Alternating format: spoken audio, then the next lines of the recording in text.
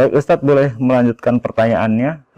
Sebenarnya bagaimana sih karakteristik dan identitas dari orang Syiah, terutama Syiah yang ada di Indonesia? Keberpihakan Syiah kepada keluarga Nabi, atau yang disebut dengan wilayah kepada Ahlul Bait. Itu sebetulnya pembeda antara Syiah dengan Sunni, atau antara Syiah dengan selain Syiah. Di awal tadi ketika saya menyebutkan tentang apa itu Syiah, itu kan Syiah adalah Islam perspektif Ahlul Bait. Nah, jadi kata Ahlul Bait itu memang kata kunci yang membedakan Syiah dengan bukan Syiah.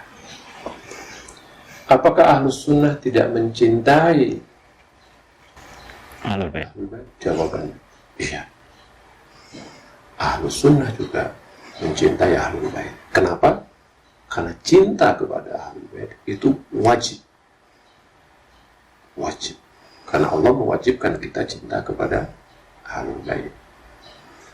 Tetapi Sunni tidak berwilayah kepada Ahlul Bait. Syiah yang berwilayah. Jadi yang membedakan itu adalah wilayahnya itu. Apa sih yang dimaksud dengan wilayah? Wilayah itu artinya keberpihakan. Kita berpihak kepada Ahlul Bait. Wilayah itu berarti mengikuti. Kita mengikuti Ahlul Bait. Berwilayah itu artinya menteladani. Kita jadikan mereka sebagai panutan-panutan kita. Nah, kalau kalangan Sunni, dia tidak berwilayah dalam arti seperti wajib mengikuti. Boleh jadi mengikuti, tapi tentu sekedarnya saja. Atau hanya memposisikan Ahlul Bait itu sebagai bagian daripada ulama, sebagai bagian daripada sahabat. Kalau kita lebih fokus. Yang menjadi spesifik Syiah itu adalah pada wilayahnya itu. Mahabbah iya, cinta iya, tapi pada wilayah Ahlussunnah tidak sampai pada keberpihakan kepada Ahlul Bait secara spesifik, gitu ya. Nah, kenapa kita berwilayah kepada Ahlul Bait? Ya, karena perintah Nabi. Jadi bukan sekedar mencintai, berwilayah pun adalah perintah Nabi. Seperti yang tadi saya kemukakan, kenapa kita mengikuti Ahlul Bait, ada wasiat dari Nabi dalam hadis Tsaqalain, tapi ada secara khusus Nabi itu memerintahkan kaum muslimin untuk berwilayah kepada Ahlul Bait. Dalam hal ini, hadis ini misalnya kepada Ali. Hadis Ghadir yang sangat terkenal, hadis Ghadir khum, man kuntu maula fa'aliyun maula atau fa'aliyun waliyu, barang siapa yang meyakini aku, menganggap aku sebagai pimpinannya, maulanya, maka Ali adalah maulanya. Kan ada lanjutannya, Allahumma walin man wala wa'adin man ada. Ya Allah, belalah orang yang berwilayah kepadanya, yang membelanya, yang berpihak kepada Ali. Bukan sekedar mencintai. Wilayah itu punya makna yang lebih luas dari sekedar mencintai. Yang itu bisa kita simpulkan dalam sebuah kata, kita harus berpihak dan mengikuti, gitu ya. Itu identitas utama kesyiahan. Karena itu identitasnya, kita mengambil pelajaran, pemahaman agama, baik yang usul maupun yang furu, itu dari Ahlul Bait. Hanya saja, kalau kita bicara tentang usul, nah, di sini Syiah berbeda dengan Ahlussunnah, yaitu bahwa Syiah menjadikan akal, nalar sebagai dasar utama untuk meyakini hal-hal yang bersifat keyakinan. Jadi persoalan-persoalan usuluddin kita harus disandarkan kepada nalar. Tetap saja ayat, hadis, pernyataan dari para imam itu menjadi acuan kita. Tapi acuan itu bersifat irsyadi, bersifat bimbingan. Cuma masalah keyakinan harus diperkuat, harus di backup kepada nalar kita. Karena persoalan keyakinan yang tidak di backup dengan nalar, tidak didasarkan pada nalar, itu akan menjadi goyang. Bisa menjadi goyang. Ya. Orang sekedar percaya. Meskipun sebagian orang mengatakan bahwa untuk beriman itu nggak perlu pakai akal, atau bahkan akal itu dibuang Di gitu. situ bedanya Syiah sama bukan Syiah. Syiah menganggap bahwa harus didasarkan kepada nalar. Kita tidak bersifat doktrinisasi dalam keyakinan. Kita tidak bisa bilang, oh ini akidah. Ini ada di Al-Quran, ini perintah agama. Iya, itu iya. Kalau ini ada perintah agama, kalau ini Quran, karena ini Nabi, iya. Saya bilang, kita mengikuti ini. Tetapi kita tidak bisa bilang, oh ini akidah sudah nggak bisa dipersoalkan lagi. Nggak usah dianalisis berdasarkan nalar. Oh enggak, di Syiah tidak. Harus didasarkan kepada nalar. Kenapa? Kalau goyang dia. Keyakinan yang tidak didasarkan pada nalar itu goyang. Sekedar yakin. Misal, kita yakin bahwa Allah itu ada, Maha Kuasa, Maha Esa. Ayatnya memang ada. Tapi kalau sekedar meyakini Allah Maha ada, Maha Kuasa hanya berdasarkan ayat, maka non-muslim akan bilang, ya itu menurut lu, menurut kamu. Saya nggak terima tuh ayat. Saya nggak terima tuh Quran. Bagaimana kita harus menghadapi orang ini?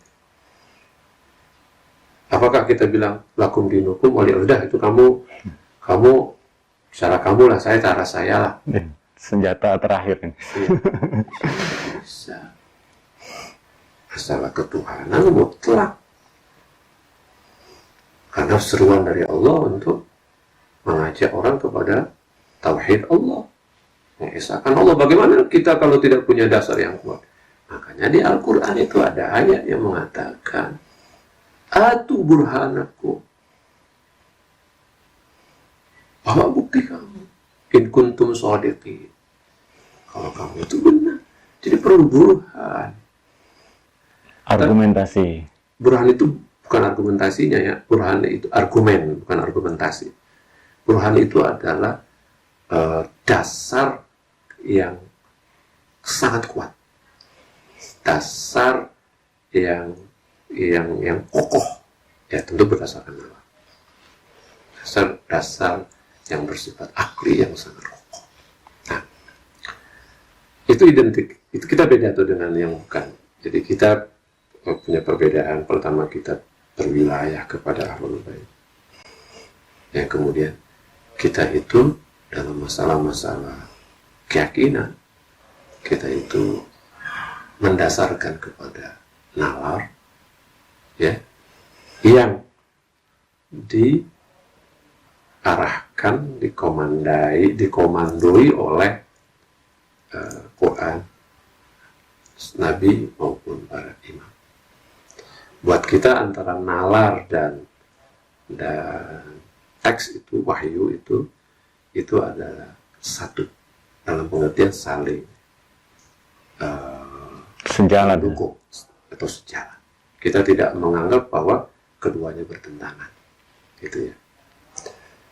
Tapi beda dengan akal-akalan ya. Ya. Ada yang namanya akal-akalan, enggak itu enggak sih. Nalar itu nalar murni, nalar benar, yang punya basicnya, yang punya ya basic yang benar. Oke? Itu. Nah, karena wilayah kita kepada Ahlul Bait itu, di mana di dalam wilayah itu ada mahabbah, ada kecintaan. Kecintaan kita kepada Ahlul Bait itu memang sangat mendominasi kehidupan masyarakat Syiah. Sehingga memang masyarakat Syiah itu dominan sekali kecintaannya kepada Ahlul Bait. Kenapa kemudian memperingati hari kelahiran para maksumin dan hari wafatnya khususnya Asyura? Itu karena wilayah dan mahabbah kita itu. Jadi dimanapun orang Syiah pasti memiliki rasa kecintaan dan wilayah yang luar biasa kepada. Ketika disebutkan nama Siti Fatimah, perjuangannya, apa yang dia alami, orang Syiah biasanya akan terenyuh, gitu ya.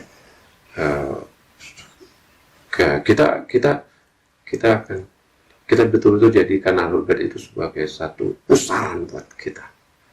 Jadi bukan sebagai sumber saja, tapi dia adalah pusaran kita. Jadi kita itu berputar di kalangan.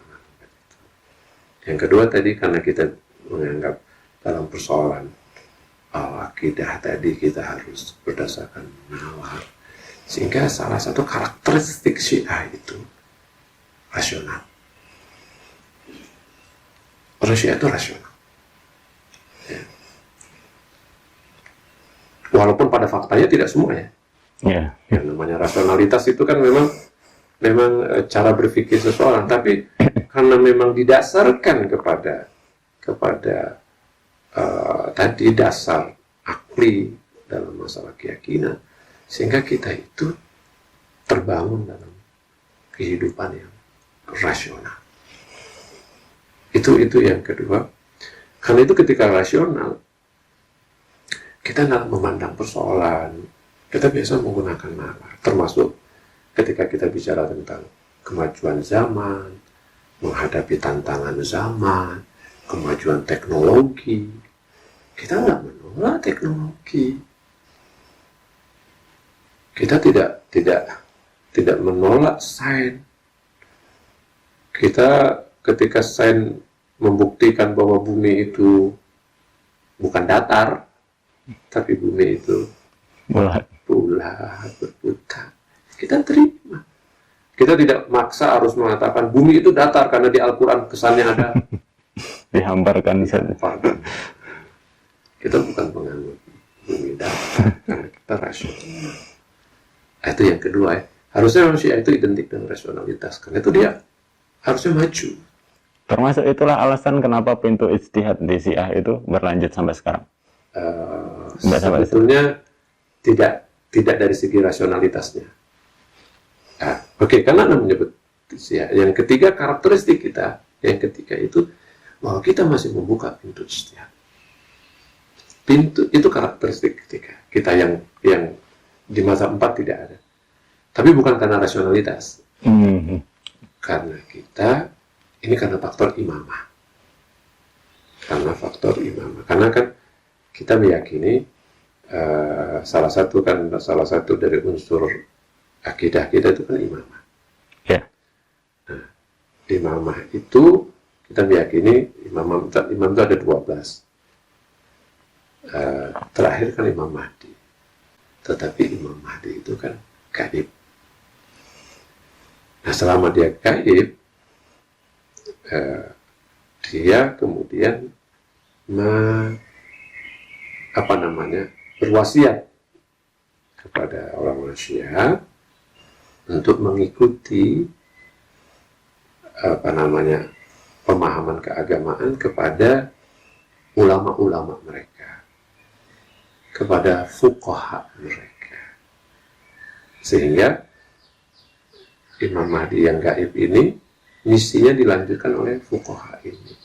Nah, fuqaha ini itu ketika dia itu menganjurkan misi Imam Mahdi, nggak boleh orang biasa dong, nggak boleh orang sederhana, nggak boleh orang bodoh, tapi dia harus orang yang pintar, yang kompeten, yang mampu, yang mumpuni.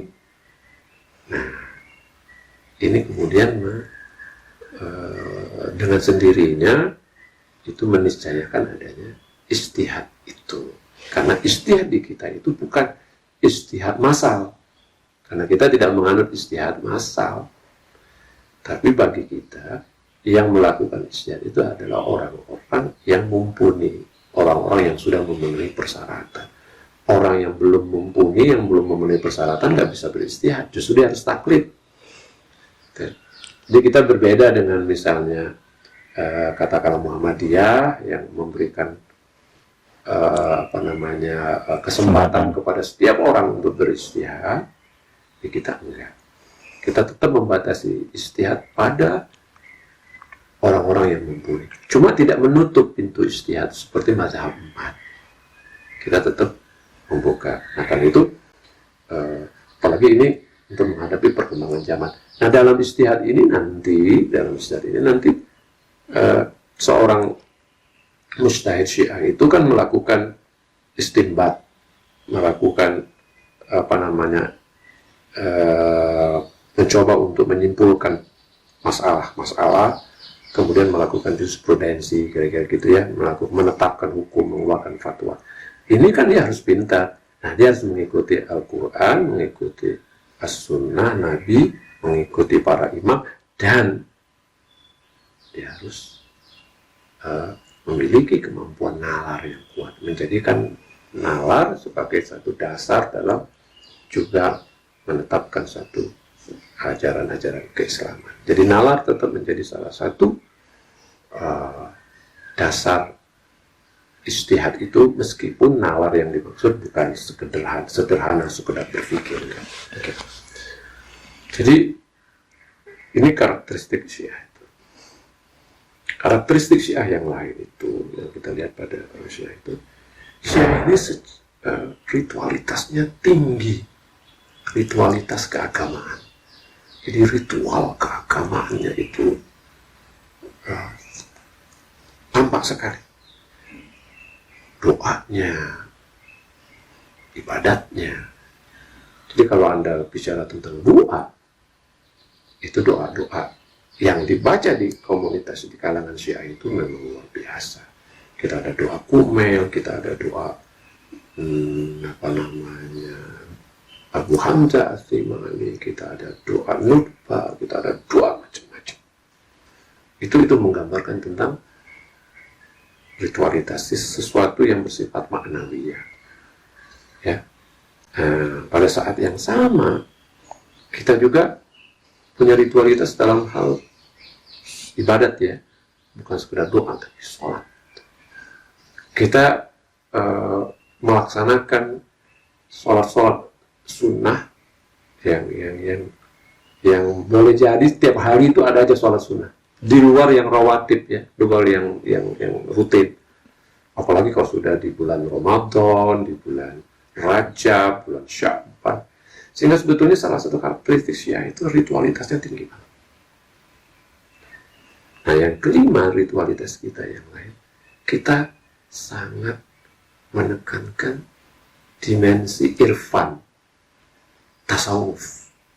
Jadi meskipun tasawuf itu, irfan itu tidak bisa difahami oleh umum, hanya bisa dihayati oleh sekelompok kecil, tapi itu menjadi bagian yang terpisahkan di kalangan Syiah itu. Kalau di Sunni ada istilah tasawuf, kemudian ada tarekat gitu ya. Kalau di Syiah tarekat itu tidak berkembang, tetapi yang namanya irfan, tasawuf itu memang berkembang menjadi pribadi-pribadi. Itu mungkin karena kita sudah banyak ritualitas baik sholat maupun doa, sehingga orang tidak perlu lagi untuk membentuk grup untuk kemudian dia bersama-sama berzikir dan sebagainya. karakteristik lain yang saya lihat menjadi kekhususan Syiah ini, itu adalah persoalan filsafat. Orang Syiah ini kan kuat-kuat di filsafatnya, atau filsafat itu kan berkembang luar biasa di kalangan Syiah dan tidak pernah mati. Itu mungkin karena basic rasionalitasnya tadi ya, basic logikanya itu, logikanya itu. Sehingga kan di kalangan Syiah itu kalau kita bicara filsafat pasti ada irfan, walaupun irfan ini beda dengan tasawuf, ya, tapi dia kan hubungannya dengan persoalan kejiwaan, persoalan hati. Dan yang terakhir sebagai kekhususan Syiah itu atau karakteristik Syiah itu adalah perlawanan terhadap kezaliman. Perlawanan terhadap kezaliman. Jadi memang sejarah Syiah itu dari awal puncaknya di Imam Hussein sampai ke sekarang ini, sikap Syiah yang tidak bisa berubah dan selalu hidup itu adalah perlawanan kepada kezaliman. Perlawanan kepada kezaliman itu bisa diterapkan dalam berbagai bidang ya, bukan sekedar persoalan jihad saja, tapi segala bentuk kezaliman. Karena itu kalau kita membaca sejarah ulama-ulama Syiah di Iran misalnya, itu hampir generasi ke generasi itu mereka itu melakukan perlawanan kepada penguasa-penguasa yang zalim. Ya. Itu sebabnya kenapa Iran itu misalnya sulit ditaklukkan, sulit dijajah. Walaupun Iran itu pernah secara politis dikuasai oleh Inggris, ya maksudnya dipengaruhi oleh Inggris, tapi tidak dijajah. Kenapa? Karena ulama-ulama Syiah pada masa itu di Iran itu memang kalau sudah mengeluarkan sebuah fatwa itu memang harus diikuti oleh umat ya. Dan ini yang kemudian menakutkan para penjajah. Nah, yang terakhir mungkin karakteristik Syiah yang sangat jelas itu masyarakatnya relatif terpimpin. Karena tadi ijtihad tadi masih terbuka, dan ijtihad itu hanya pada sekelompok orang tertentu, sementara masyarakat umum itu harus mengikuti, bertaklid kepada mujtahid yang jami'us syuruh, sehingga itu dengan sendirinya melahirkan sebuah kepemimpinan.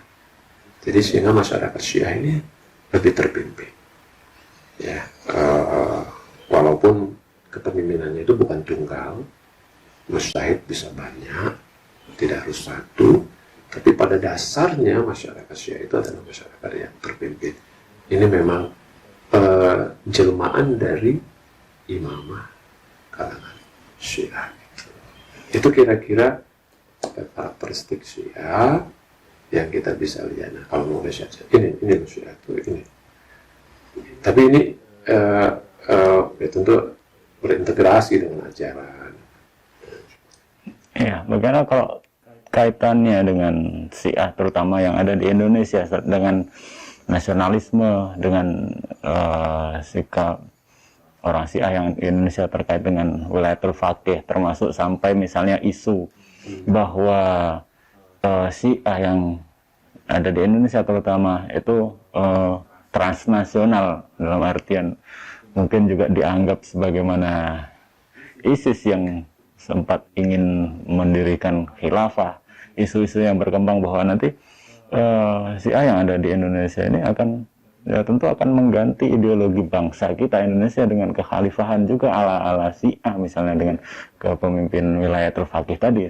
Gimana sih? Pertama,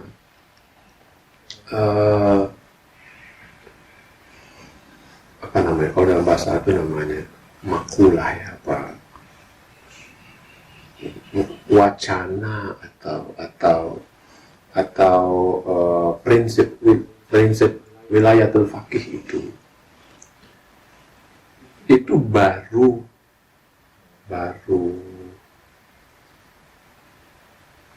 masif dikenal, baru umum dikenal setelah revolusi Islam di Iran. Dalam pengertian orang baru ngerti ada yang disebut dengan wilayatul faqih. Sebelum itu masyarakat Syiah di Iran maupun di Irak, masyarakat umum ya, itu tidak terlalu ngerti dan faham tentang wilayatul faqih itu apa. Secara konsep yang saya maksud. Tapi dalam praktek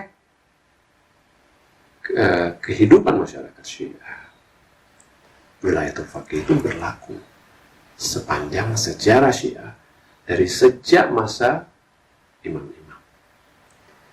Jadi prinsip wilayatul faqih itu adalah prinsip yang memang menjadi bagian tak terpisahkan dari Syiah, tetapi kemudian baru muncul dikenal oleh masyarakat, lebih-lebih oleh masyarakat luar Syiah, itu sejak masa Imam Khomeini. Nah, di masyarakat luar Syiah atau sejak zaman Imam Khomeini, wilayatul faqih itu kemudian menjelma menjadi sebuah ideologi politik.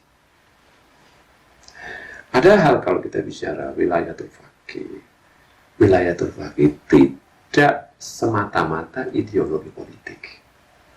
Tidak semata-mata ideologi politik. Wilayatul faqih itu adalah konsekuensi dari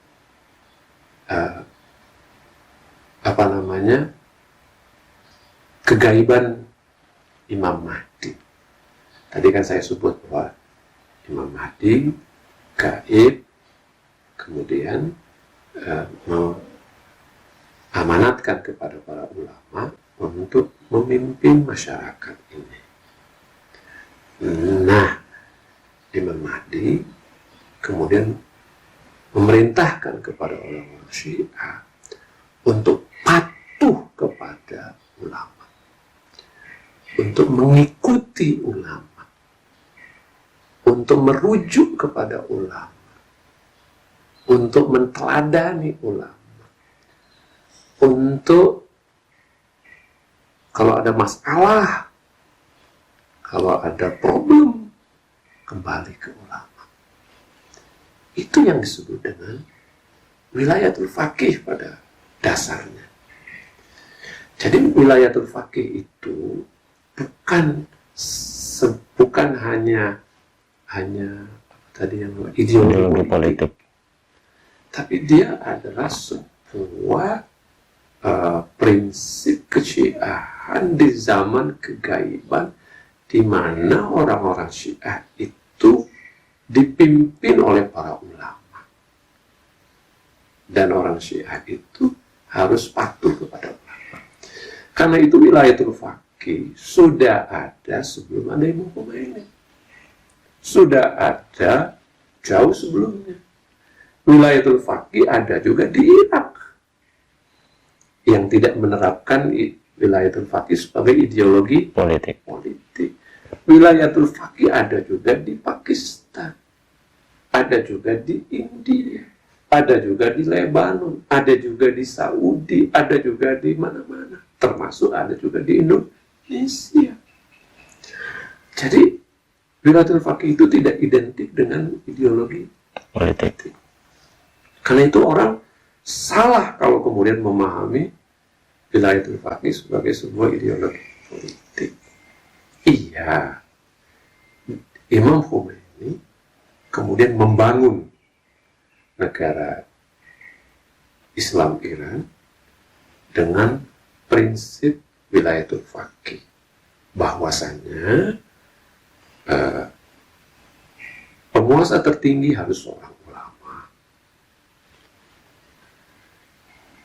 bahwasanya pemutus terakhir adalah seorang ulama faqih. Ulama ini hanya dalam pengertian faqih itu. Sehingga masyarakat Iran itu, karena dia masyarakat Syiah, dia adalah masyarakat terpimpin di bawah sebuah kepemimpinan yang berujung kepada kepemimpinan tertinggi pada seorang faqih yang kemudian diatur dalam konstitusi negara Iran. Diatur dalam konstitusi negara Iran bahwa faqih ini punya kewenangan-kewenangan tertentu. Dalam konstitusi bisa dibaca, tapi faqih ini harus dipilih. Sifatnya dipilih. Karena faqihnya banyak, ada satu orang yang kemudian diangkat sebagai pemimpin tertinggi mereka oleh dewan yang namanya Majelis Hubribon, Dewan Ahli. Tapi ini sebagai sebuah ideologi politik di Iran. Nah, di luar Iran itu tetap berlaku wilayatul faqih dalam arti yang tadi saya sebut umum tadi, tapi tidak harus kemudian menganut ideologi politik yang sama. Itu tergantung kepada kemaslahatan masyarakat di mana mereka tinggal, kemaslahatan negara mereka. Itu sebabnya Irak itu tidak menganut wilayatul faqih. Tapi dalam realitas kehidupan, mereka berwilayatul faqih kepada misalnya Sistani. Apa kata Sistani? Mereka patuh. Misalnya di Irak itu, ketika ISIS datang, kemudian ISIS menyerang, menguasai wilayah-wilayah Irak yang sedikit lagi saja hampir dikuasai seluruh, itu kan dapat dikalahkan oleh fatwa Ayatullah Sistani, wajib memerangi ISIS. Nah, ketika beliau mengeluarkan fatwa semacam itu, masyarakat Irak, karena ini menjadi pimpinan mereka, mematuhinya. Jadi secara de facto itu berlaku. Nah, cuma faqih-faqih yang ada di Irak, di Lebanon, di manapun, itu bukan orang-orang yang tidak bijak. Orang-orang yang bijak. Orang-orang yang mengetahui apa baik buruknya bagi negara mereka. Jadi maslahat negara mereka kita ketahui. Contoh yang mungkin fenomenal itu Lebanon. Sayyid Hasan Nasrullah, pimpinan Hizbullah, itu kan tegas-tegas mengatakan bahwa mereka menganut wilayatul faqih. Dan masyarakat Lebanon pada dasarnya masyarakat Syiahnya kan bermuara ke sana. Tapi dia tidak pernah kemudian menjadikannya sebagai ideologi politik negara. Kenapa? Karena dia sadar masyarakat Lebanon itu tidak hanya Syiah, tapi ada Sunni, ada Kristen, ada Lurus, ada yang lain. Dia tidak pernah memaksakan, apalagi jumlahnya misalnya sepertiga atau lebih sedikit dari seluruh.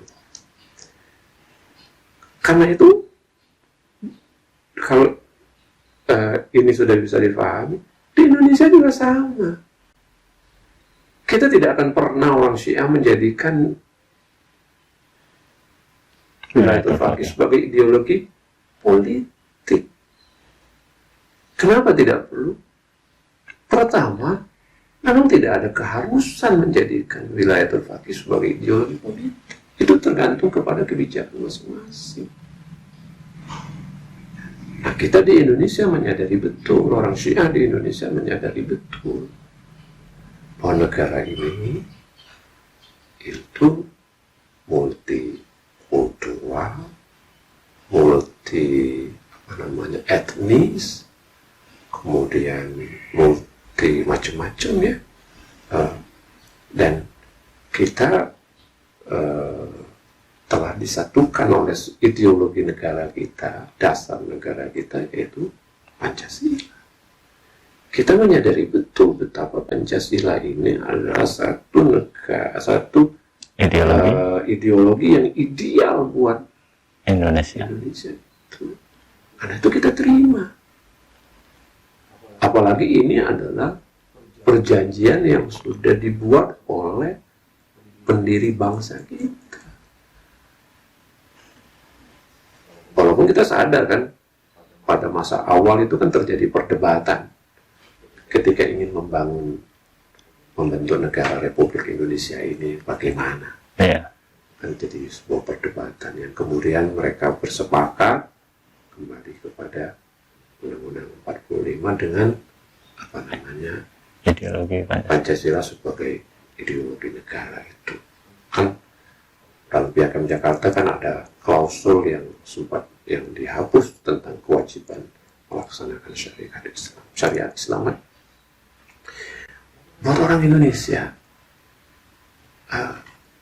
buat orang Syiah khususnya, kita tidak ada keberatan sama sekali. Bahkan kita dengan penuh kesadaran menerima Pancasila sebagai ideologi negara kita, sebagai ideologi politik bagi negara kita, dasar negara kita. Karena itu nggak perlu diragukan orang Syiah itu akan anti Pancasila, nggak akan. Apalagi tokoh-tokoh Syiah di Indonesia ini, melalui ABI misalnya, kita sudah bersepakat untuk kita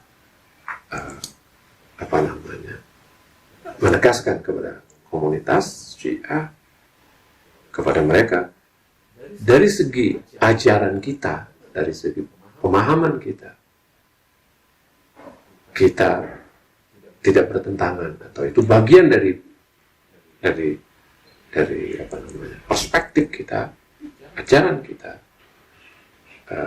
Pancasila sebagai dasar negara. Buat kita itu tidak menyalahi ajaran Islam, tidak menyalahi ajaran kesyiahan kita, tapi justru itu adalah bagian daripada keyakinan kita, keimanan kita kepada agama kita Islam dan kepada kesyiahan kita. Itu kalau kita kaitkan. Ya, artinya ini sudah penegasan Ustaz, bahwa Syiah itu sama sekali tidak benar kalau ada isu-isu transnasional melalui isu. Kalau bicara istilah transnasional itu, kita harus fair, harus objektif. Apa sih yang dimaksud dengan transnasional itu? Lintas negara, sudah melewati batas-batas geografis.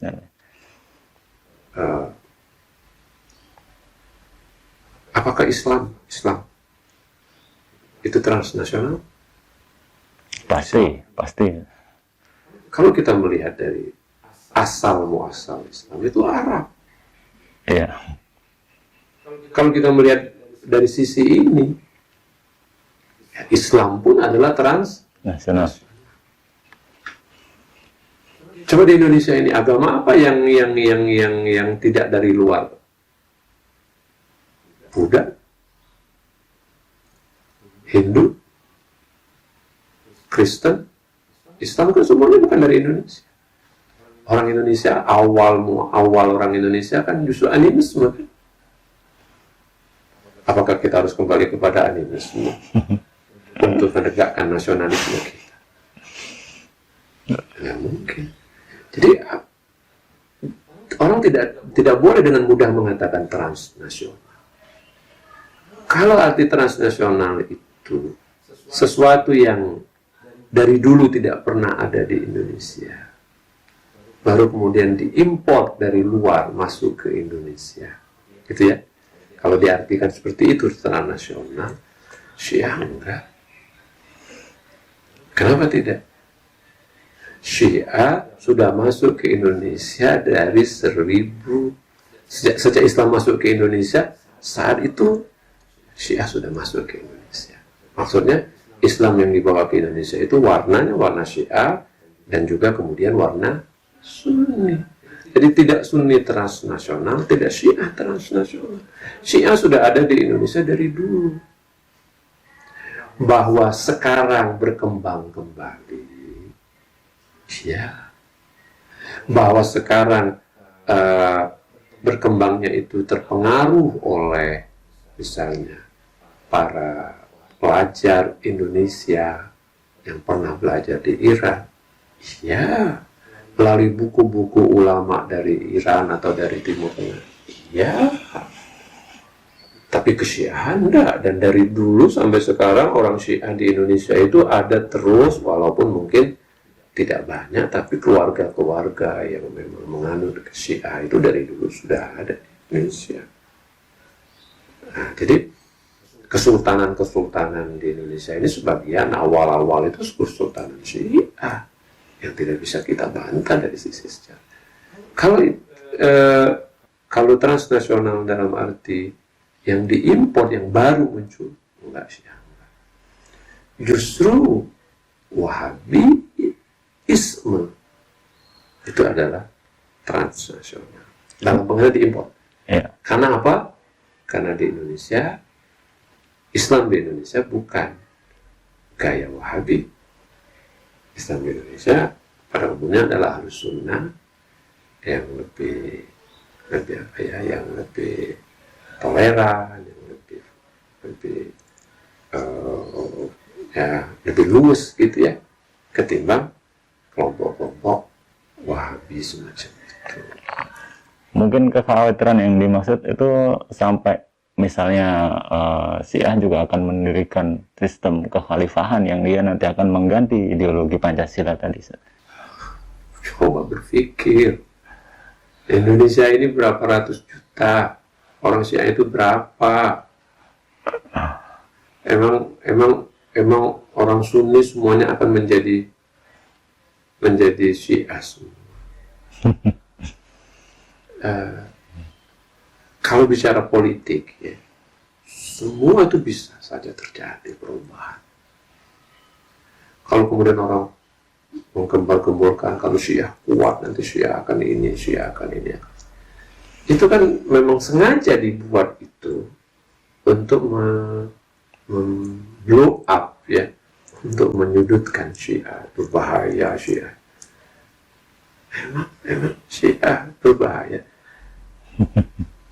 Di negeri yang mayoritas Syiah, di Irak itu kan mayoritas Syiah, nggak ada tuntutan untuk mendirikan ideologi wilayatul faqih. Nggak ada, orang Irak nggak ada Sebagai ideologi politik. Tetap mereka menerima negara nasional Irak. Padahal mayoritas loh. Padahal orang Syiahnya mayoritas, kuat-kuat, pinter-pinter, tapi enggak.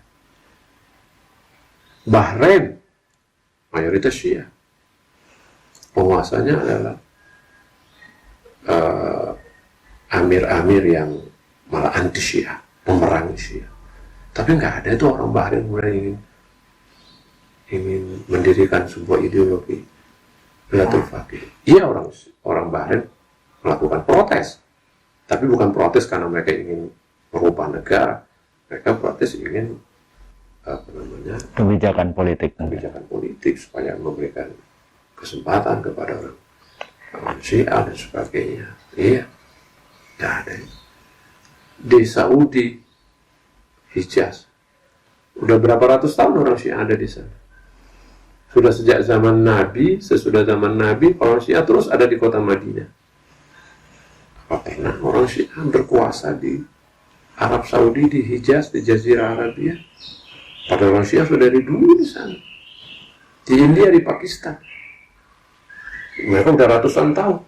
Apa pernah ada pola pemikiran seperti ini? Ini kan cuma diciptakan untuk menyudutkan Syiah dan untuk membenturkan, menciptakan kekacauan. Ada maksud lain di balik itu tentunya, ya. Iya. Terima kasih Ustadz. Jadi kita sudah banyak sekali mengetahui bagaimana Syiah, bagaimana ajaran-ajaran Syiah, termasuk isu-isu yang mungkin banyak berkembang di masyarakat, terutama isu-isu negatif, dan sudah banyak diluruskan oleh Ustadz Umar.